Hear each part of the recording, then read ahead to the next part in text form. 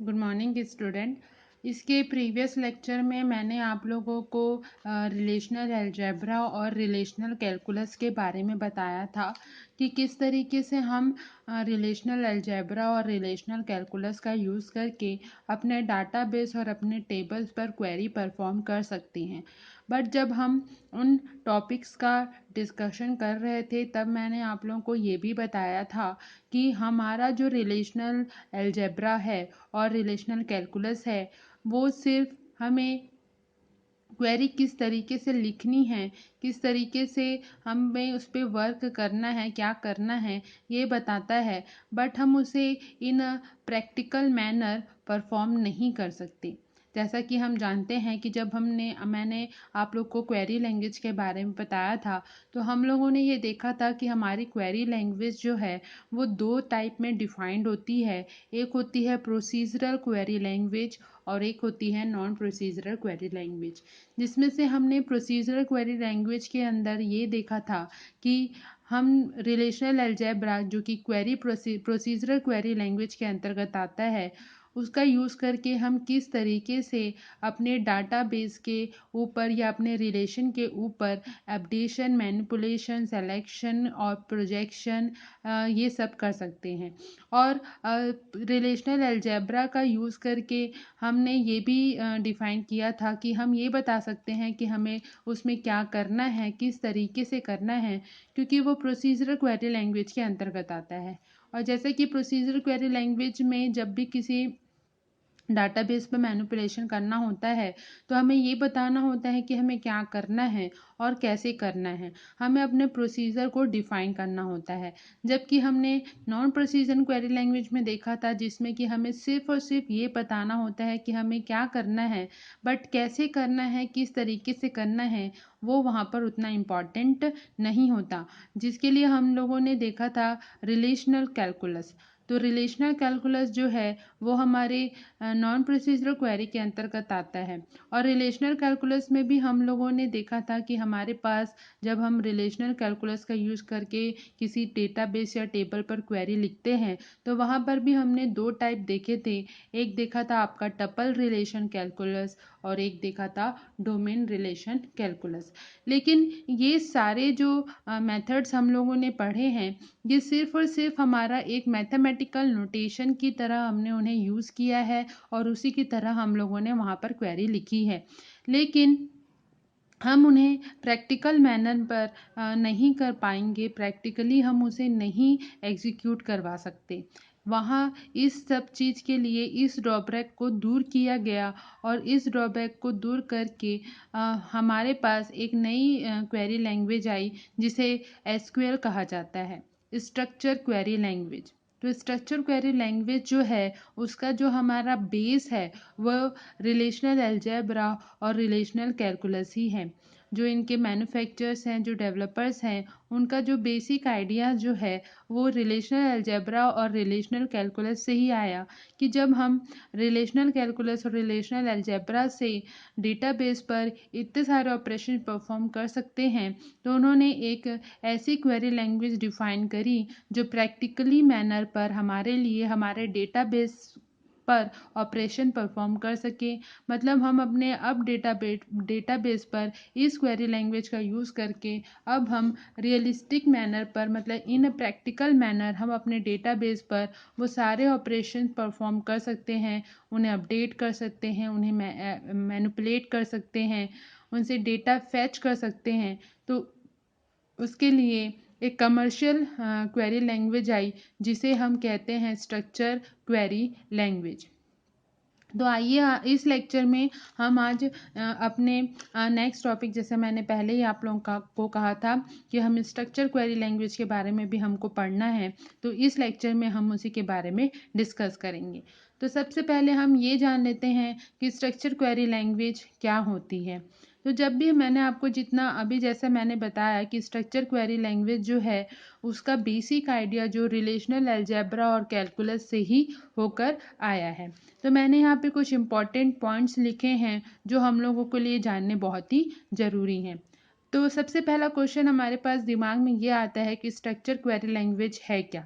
तो जैसे मैंने कहा कि एसक्यूएल जो है वो हमारा एक कमर्शियल क्वेरी लैंग्वेज है जो हमें इन अ प्रैक्टिकल मैनर अपने डाटाबेस पर ऑपरेशन परफॉर्म करने में मदद करता है। तो SQL stand for structure query language. Second है, it is design for managing data in a relational database management system, RDBMS। अभी तक हम जो भी ऑपरेशन परफॉर्म कर रहे हैं वो अपने रिलेशनल डाटाबेस मैनेजमेंट सिस्टम पे कर रहे हैं। इट मीन्स हम लोगों ने बहुत सारे बेसिक मॉडल्स भी पढ़े हैं। आप लोगों को याद होगा हम लोगों ने डेटा मॉडल्स पढ़े हैं, जिसमें से हम लोगों ने देखा था object based data model, relational database model और सिमेंटिक डेटाबेस मॉडल। और उसमें से हम लोग उसमें से हम लोग रिलेशनल डेटाबेस मॉडल पर काम कर रहे हैं। तो जो हमारा स्ट्रक्चर क्वेरी लैंग्वेज है, हमारा जो रिलेशनल अलजेब्रा है, रिलेशनल कैलकुलस है, ये सब RDBMS रिलेशनल डेटाबेस मैनेजमेंट पर परफॉर्म होता है।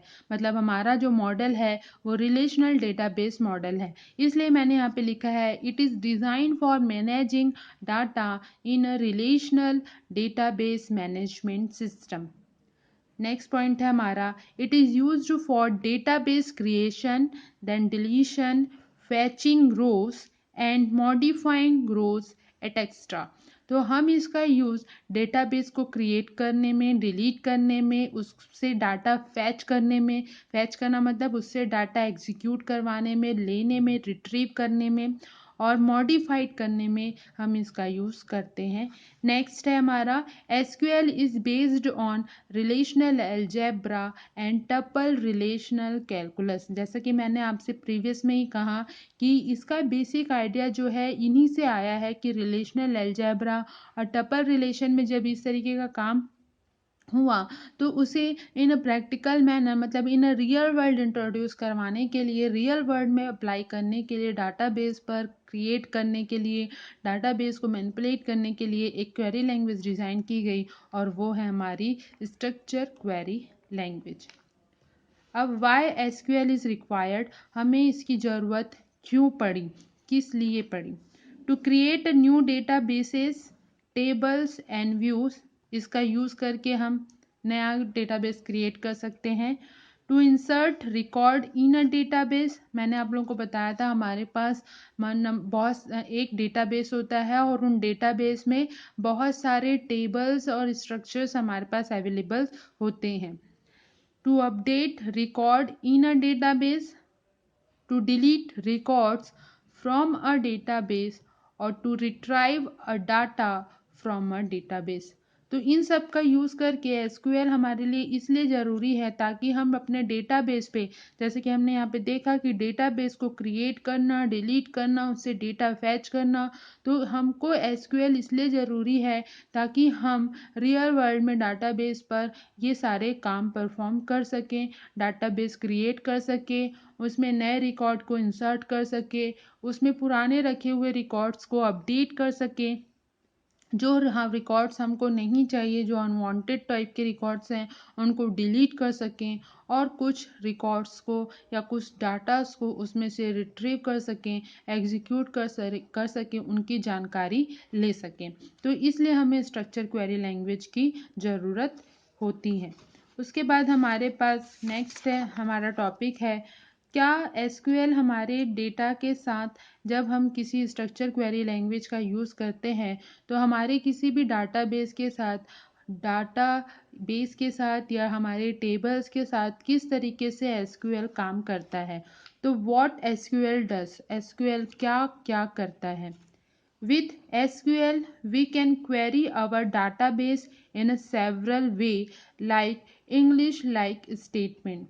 तो हम यहाँ पर SQL का यूज़ करके एक क्वेरी जनरेट करेंगे, मतलब अपने डाटाबेस से जब हमको डेटा कोई निकालना है, रिट्राइव करना है, जैसे मैंने आप लोगों को प्रीवियस में बताया, क्रिएट करना है, इंसर्ट करना है, अपडेट करना है, तो हमको ये क्वेरी जनरेट करनी होगी, एक कमांड लिखना होगा कि हमको क्या करना है, कैसे करना है, कहाँ से करना है। ये इसमें सारी चीज़ें हमको हम बताएंगे कि हमको कैसे करना है, क्या करना है, किस तरीके, मतलब दोनों का मिक्सचर है ये।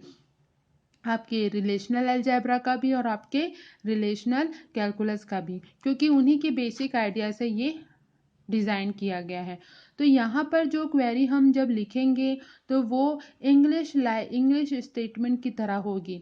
मतलब अभी तक हम प्रीवियस में जब क्वेरी लिख रहे थे तो वहाँ पर हम सिंबल का, नोटेशंस का यूज़ कर रहे थे, वेरिएबल्स का यूज़ कर रहे थे। यहाँ पर भी हम करेंगे कुछ सिंबल्स और कुछ वेरिएबल्स का, लेकिन जब हम उन क्वेरीज को लिखेंगे तो जिस तरीके से मैंने अभी पैराग्राफ लिखा है, हमारे पास कुछ इंग्लिश वर्ड होंगे जिनका यूज़ करके हम मतलब यूज़र फ्रेंडली लैंग्वेज में हम यहाँ पर क्वेरी लिखेंगे।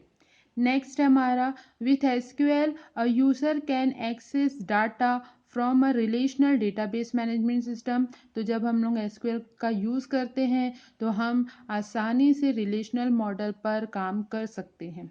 Next, it allow the user to describe the data.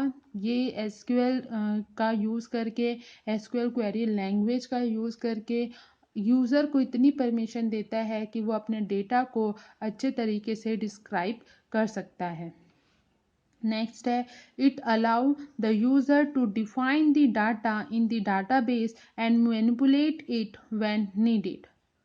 आप अपने डाटा को डिफाइन कर सकते हैं और उस डाटाबेस को मैनिपुलेट भी कर सकते हैं, और वो भी जब यूज़र की नीड हो तब।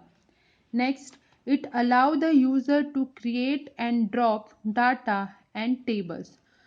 यूज़र को ये इतनी परमिशन देता है कि वो नया टेबल और डाटाबेस बना भी सकता है और उस डाटाबेस या टेबल को ड्रॉप भी कर सकता है। ड्रॉप का मतलब है यहाँ पर डिलीट करना, वहाँ से हटा भी सकता है। नेक्स्ट है, it allow the user to create a view, stored procedure, function in a database. ये हमको ये भी परमिशन देता है कि हम किसी भी डाटाबेस का एक स्ट्रक्चरल व्यू क्रिएट कर सकते हैं।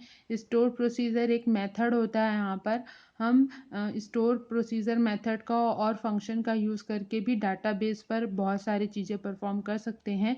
तो ये लाइन जो है, ये लाइन जब हम एसक्यूएल से थोड़े फेमिलियर हो जाएंगे तब मैं आप लोगों को अच्छे से डिस्क्राइब करूँगी। तो यहाँ पर स्टोर प्रोसीजर है, मतलब हम कुछ पहले से डिफाइन कर देते हैं, एक जगह पे रख देते हैं और फिर उसको यूज़ करते हैं।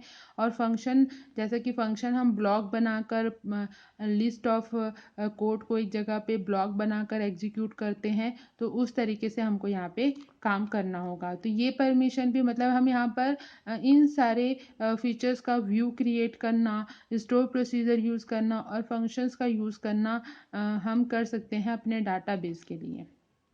नेक्स्ट है हमारा, it allow the user to set permission on tables, procedure and view. और हम इसका यूज़ करके अपने उन टेबल्स को, उन प्रोसीजर्स को और उन व्यू को permission, allow user to set permission on table, procedure and view, मतलब हम कहीं ना कहीं कुछ रिस्ट्रिक्शंस भी उस पर अप्लाई कर सकते हैं। तो इस तरीके ये सारे फीचर्स जो है ये हमको एसक्यूएल देता है, या एसक्यूएल जब हम यूज़ करते हैं तो वो इन सारे फीचर्स को यूज़ करता है। तो इसके बारे में कुछ हिस्ट्री भी देखते हैं कि इसका डेवलपमेंट जब हुआ तो किस बेस पर हुआ, कैसे हुआ, मतलब कुछ बेसिक हिस्ट्री भी हमको पता होनी चाहिए। तो मैंने यहाँ पर कुछ शॉर्ट उसमें आप लोगों के लिए एक ओवरव्यू रखा है हिस्ट्री का। देखिए, जब 1917 में जो कि रिलेशनल डेटाबेस मॉडल का डिज़ाइन हुआ, जब रिलेशनल अलजेब्रा और रिलेशनल मॉडल का डिज़ाइन हुआ तो 1917 में इसका इन्वेंशन हुआ था। और उसको इन्वेंट करने वाले, इस मेथडोलॉजी को बताने वाले जो हमारे जो उनके इन्वेंटर थे वो थे doctor E F Ted. Doctor E F Ted ये IBM से थे, is known as the father of the relational database. He described a relational model for the database. तो जो हमारे रिलेशनल डाटाबेस मॉडल के जो इन्वेंटर हैं, जिन्होंने इनको इंट्रोड्यूस किया है, वो हैं डॉक्टर EF टेड, जिन्होंने 1917 में रिलेशनल मॉडल बनाया था किसी डाटाबेस के लिए। देन उसके बाद जब रिलेशनल डाटाबेस मॉडल पर काम हुआ, उसके बाद बहुत सारे इन्वेंशंस वगैरह हुए और भी बहुत सारे रिसर्च वगैरह जब हुए, तो उसके बाद 1974 में हमारा एसक्यूएल स्ट्रक्चर क्वेरी जो है वो अपीयर्ड हुआ। इसका बेसिक आइडिया उनको आया 1974 में। देन 1978 में आफ्टर 4 इयर्स 1978 में आईबीएम जो है उन्होंने इसको बेसिक आइडिया तो 1974 में आया, लेकिन 1978 में आईबीएम ने उसको उसके डेवलपमेंट के लिए उस पर कुछ वर्क स्टार्ट किया और उसके लिए उन्होंने कॉर्ड रूल्स जो है कॉर्ड आइडिया है वो यूज़ किया। तो ये जो कॉर्ड आइडिया है इसके बारे में हम पढ़ेंगे नेक्स्ट एसक्यूएल के बाद। जो हमारा नेक्स्ट टॉपिक होगा वो यही होगा, कॉर्ड आइडिया। तो कुछ आइडियाज़ था इनका यूज़ करके इस स्ट्रक्चर क्वेरी लैंग्वेज के डेवलपमेंट के लिए उन पर काम किया गया एंड रिलीज़ किया गया a product named system slash R. और पहला प्रोडक्ट उस आइडियाज़ पर, कॉर्ड आइडियाज़ पर जो रिलीज़ किया गया उसको नाम दिया गया सिस्टम स्लैश आर। 1978 में आईबीएम ने हमारे जो इन्वेंटर हैं, जो मतलब कॉर्ड जो हैं कॉर्ड हमारे रिसर्चर्स हैं आईबीएम के, जिन्होंने इनके स्ट्रक्चर क्वेरी लैंग्वेज के डेवलपमेंट के लिए कुछ आइडियाज़ दिए। तो उन आइडियाज़ पर के बेस पर एक नया सिस्टम डेवलप किया गया, system slash R, in 1978। Then उसके बाद 1986 में IBM develop the first prototype of relational database and is standardized by ANSI. The first relational database was released by Relational Software and it's later becoming Oracle. 1986 में मतलब इसके बाद और भी उस पर काम किया गया और भी उस पर डेवलपमेंट किया गया, अपडेशन किया गया और भी नए नए आइडियाज़ इंट्रोड्यूस किए गए। और 1986 में आईबीएम ने फर्स्ट प्रोटोटाइप मतलब फर्स्ट जो स्टैंडर्डाइज्ड एडिशन है जो कि आंसी ने उसे स्टैंडर्डाइज्ड किया। ये भी एक इंस्टीट्यूशन है आपकी, अमेरिकन नेशनल स्टैंडर्ड। ये इंस्टीट्यूशन के थ्रू उन्होंने उसे स्टैंडर्डाइज किया और अपना फर्स्ट रिलेशनल डेटाबेस मॉडल उन्होंने रिलीज्ड किया और रिलेशनल सॉफ्टवेयर रिलीज्ड किया, जो कि बाद में बिकमिंग क्या जो जिसको हम ओरेकल के नाम से जानते हैं।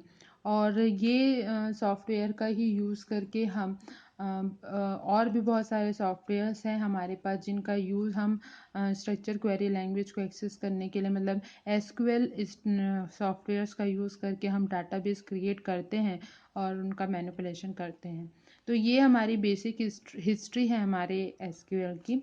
अब एसक्यूएल प्रोसेस जब होता है मतलब जब कोई भी स्ट्रक्चर क्वेरी लैंग्वेज बुक का यूज़ करके हम क्वेरी जनरेट करते हैं या क्वेरी एक्सेस करते हैं तो वो बहुत सारे प्रोसेस से होकर गुजरती है। जैसे कि आप लोगों ने सी पढ़ा होगा तो उसमें आप लोगों ने देखा है कंपाइलर होता है, फिर रन होता है, इंटरप्रेटर। तो उस तरीके से यहाँ पर भी जब हम एसक्यूएल का यूज़ करते हैं, इसके एक क्वेरी लैंग्वेज का इस तरीके के सॉफ्टवेयर का यूज़ करते हैं तो हमारी जो क्वेरी है वो भी बहुत सारे डिफरेंट फेसेस से होकर गुजरती है और तब जाकर फाइनल एग्जीक्यूशन हमारा होता है। तो वो सारे प्रोसेस हमारे पास क्या हैं, तो एसक्यूएल प्रोसेस मतलब स्ट्रक्चर क्वेरी लैंग्वेज में जब क्वेरी इंसर्ट होती है के थ्रू जब हम क्वेरी लिखते हैं तो वो क्वेरी कहाँ कहाँ से किन किन प्रोसेस से होकर गुजरती है जिसके बेस पर हमको रिजल्ट मिलता है। तो हमारे पास कुछ एसक्यूएल प्रोसेस होते हैं। पहला प्रोसेस है when you are executing an SQL command for any RDBMS, the system determines the best way to carry out your request and SQL engine figures out how to interpret the task। तो मैंने जैसे आपको कहा कि अगर हम SQL query language का use कर रहे हैं तो हमारा जो क्वेरी लैंग्वेज के थ्रू हमने जो क्वेरी लिखी है वो बहुत सारे स्टेप्स से होकर गुजरती है, मतलब बहुत सारे स्टेप्स से उसको फॉलो होके जाना होता है, तब जाकर एग्जीक्यूट होकर हमको रिजल्टेंट आउटपुट हमको मिलता है। हमारा जो बेटर आउटपुट उस क्वेरी के अकॉर्डिंगली जो होगा वो हमको मिलता है। तो जो हमारा एसक्यूएल इंजन होता है, हमारे एसक्यूएल सर्वर का एसक्यूएल उस सॉफ्टवेयर का जो हमारा इंजन होता है, वो ये फिगर आउट करता है कि वो किस तरीके से जो क्वेरी लैंग्वेज है उसको, क्वेरी जो है उसको इंटरप्रेट करेगा, और इंटरप्रेट करके ये बताएगा कि क्या एग्जीक्यूशन करना है, क्या टास्क है, क्या क्वेरी दी गई है, तभी वो उसको एग्जीक्यूट कर पाएगा।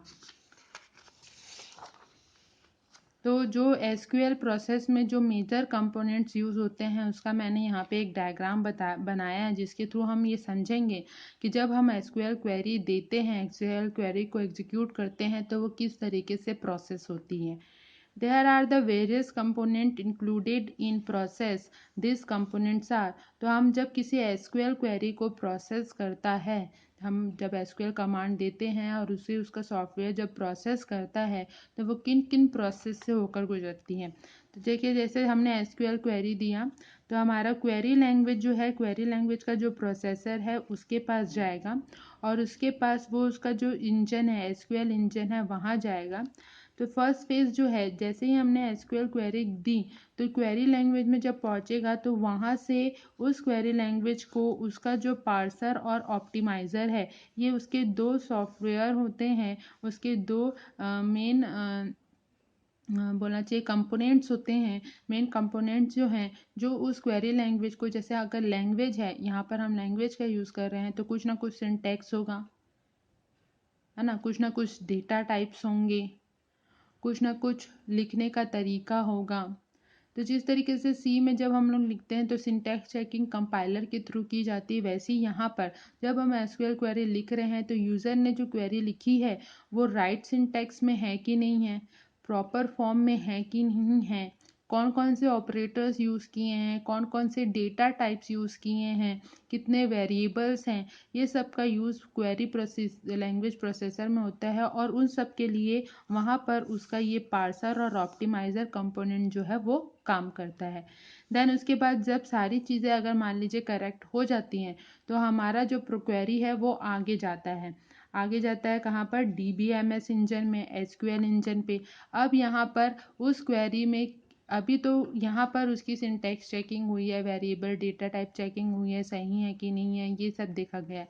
अब उसके बाद DBMS इंजन में क्या होगा, यहाँ पर आने के बाद उसको उसकी एक्चुअल मीनिंग मिलेगी। मतलब जैसे मान लीजिए हमने यहाँ पर सेलेक्ट क्वेरी लिखी है, तो सेलेक्ट क्वेरी का काम क्या है, सिलेक्शन करना। अगर मैंने यहाँ पे अपडेट क्वेरी लिखी है, तो अपडेट क्वेरी का क्या काम होगा, जो भी रिकॉर्ड्स रखे हुए हैं उनमें से पुराने रिकॉर्ड्स को नए रिकॉर्ड्स में चेंज करना। तो उनको जो हमारी जो क्वेरी की जो क्वेरी है, जो कमांड्स हमने लिखे हुए हैं, उन कमांड्स को उनकी जो मीनिंग है वो DBMS इंजन से मिलती है, जिसे एसक्यूएल इंजन भी कहा जाता है। और इसके साथ जो इसके कंपोनेंट काम करते हैं, इधर देखिए राइट में मैंने लिखा है, वो है फाइल मैनेजर और ट्रांजैक्शन मैनेजर।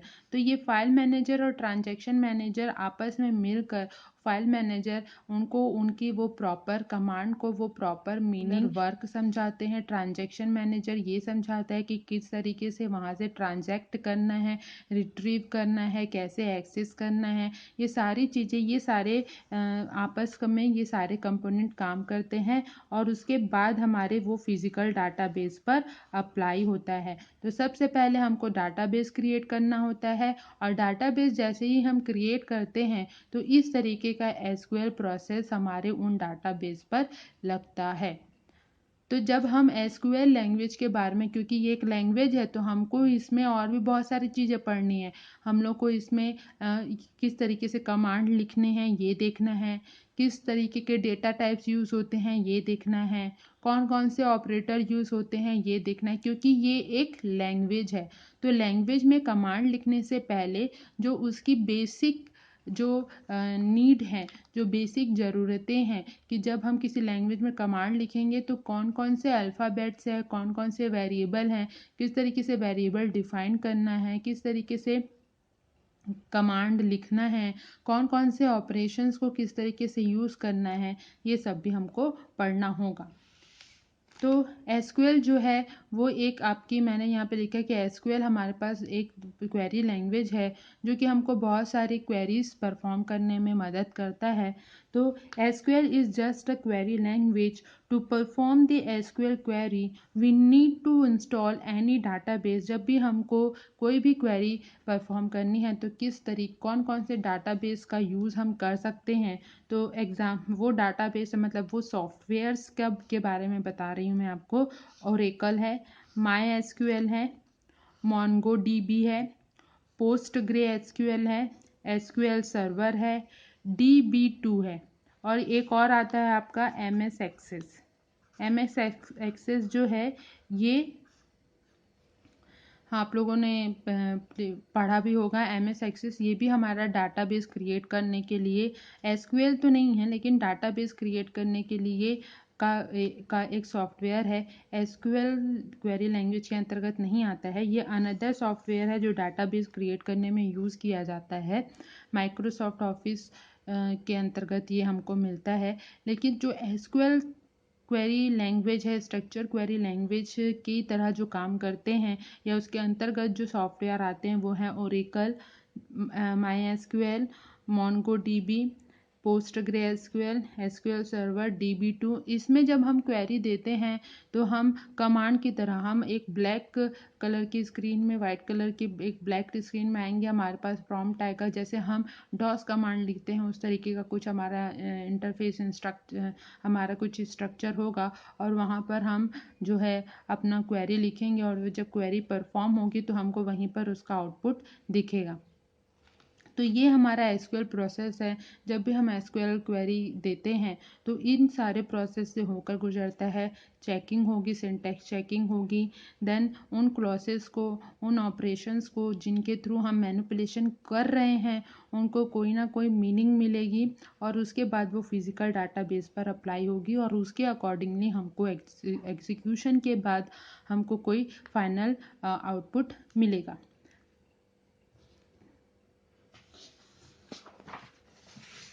तो इसका आप लोग स्क्रीनशॉट ले लीजिए ताकि आप लोग को ये समझने में प्रॉब्लम नहीं होगी।